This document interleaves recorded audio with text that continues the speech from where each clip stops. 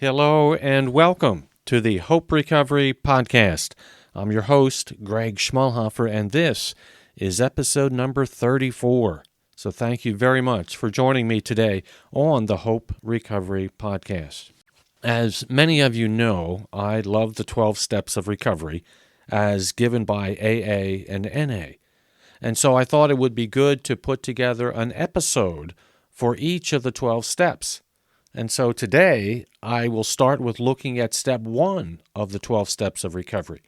So over the next weeks and months, I intend to do an episode for each step of the 12 steps of recovery until all 12 steps of recovery are covered.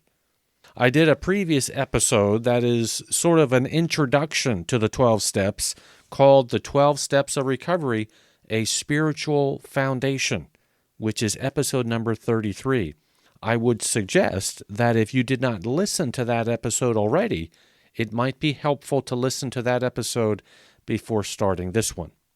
With the episode today, we will begin looking at the 12 steps of recovery, and today we will start at the beginning with step 1 of recovery. The title of this episode then is simply Step 1 of Recovery, We Admitted We Were Powerless. As we look at this step 1 of recovery, and in the future with the other steps of recovery as well, I will attempt to provide a biblical perspective and a biblical connection to each step as well. Also, for each step of recovery, I will highlight a particular Bible verse that I feel relates well to that step of recovery. The 12 steps of recovery are very much about God and about having a spiritual experience with God. And so now, let's start with step 1 of the 12 steps of recovery. Step 1 of recovery, as given by NA, states this: we admitted that we were powerless over our addiction, that our lives had become unmanageable. And that's the quote from NA. The 12 steps of recovery are intended to be done in sequence, starting with step 1 and continuing one after the other as they do build upon each other. And of course, it is important to start at the beginning with step 1. In many ways, step 1 is really the most important step because it is with step 1 all the others build upon. It is important to start at the beginning and to not skip over step 1. Step 1 is where you start, and it must be embraced and not overlooked. To emphasize this point, I'd like to share a brief story from baseball. There have been Major League Baseball players that have actually hit home runs, and yet they were called out, and their runs disallowed. They were disallowed because they did not touch first base. They touched every other base, but they failed to touch first base. And so the run was taken off the scoreboard, and the runner was called out. It is important to start at step 1 with complete honesty and to not overlook step 1. So step 1 will indicate, really, if you are really committed to recovery. It is with step 1 where you have the opportunity to start with rigorous honesty with yourself and others as you begin the journey of doing everything necessary to be successful in recovery. Step 1 is quite clear what it is all about. It is about admitting you are powerless over alcohol or drugs, and that your life has become unmanageable. This is indeed a dramatic and humbling admission, but it is a critical admission for you to make. And it is important that you do not attempt to explain it away. It is important for you to embrace this as absolutely true for you and where you are right now. Do not rationalize it away. It is not pleasant to admit this, but it is where you start with honestly admitting you are powerless over your addiction. Step 1 begins with the word we. And the other NA steps as well begin with we. And this indicates that you will not go through recovery by yourself. while you might have been alone in your addiction, you will not go through your recovery alone.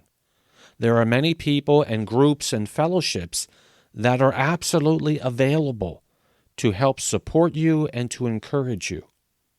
As you start now with step 1, be assured and even comforted to know you will not go through recovery alone. You will go through recovery with others in the AA and NA fellowships, with your faith-based recovery groups, and also hopefully with a church family that you can call your home church. In addition, God will be with you the whole way as well. You still need to do the hard and at times painful work, but you will not be alone.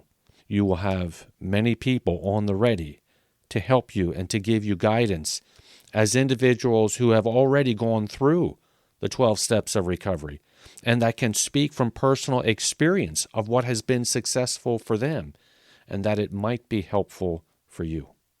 The Bible passage for today is from Romans chapter 7, verse 18, which says, "And I know that nothing good lives in me. That is, in my sinful nature. I want to do what is right, but I can't." This very powerful verse is also very much like the quote from page 25 of the AA Big Book that simply says, "So many want to stop, but cannot." And that's from page 25. This passage in Romans and this quote from AA may describe the way you feel about yourself right now. You may feel there is nothing good in you, and that while you want to stop, you can't. This passage describes the condition of the addict. So many want to stop, but cannot. You may feel hopeless. You may feel that you cannot stop and that you are not worthy, that you are not worthy of help or grace or mercy or of God's love. But this is actually a condition that is true for all of us at some point. Before we brought God into our lives, we were all unworthy. We all had fallen short of God's standard. But the first step to recovery and to a right relationship with God is to admit we are powerless over drugs or alcohol and to admit we are powerless over sin. This passage from Romans absolutely describes the condition of the addict, saying, "I want to do what is right, but I can't." Words you have likely said many times. But what I want you to focus on right now is that this passage that is so very true for you right now is evidence that the Bible is true and that God knows you and understands you and that God does not want you to stay in your addiction. While this is where you are right now, God is also with you. And while you may be powerless over your addiction, God is indeed the higher power, and He absolutely wants to help you. Even in the midst of your life that right now has become unmanageable, God will not leave you powerless. God will help you. And God does not want to leave you in the midst of a life that has become unmanageable. God wants you to have a full and abundant life. I encourage you to remember that with God there is always hope. With step 1, you have taken the most important step. Now continue on in your recovery journey, your journey of the 12 steps of recovery, with the singular focus to do everything necessary to be successful in recovery. Yes, recovery is absolutely possible with God in your life. And it all starts with step 1 of recovery. That is what I have for you today. Thank you very much for joining me on the Hope Recovery Podcast.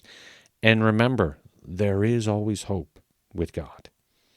Take care, and God bless you all.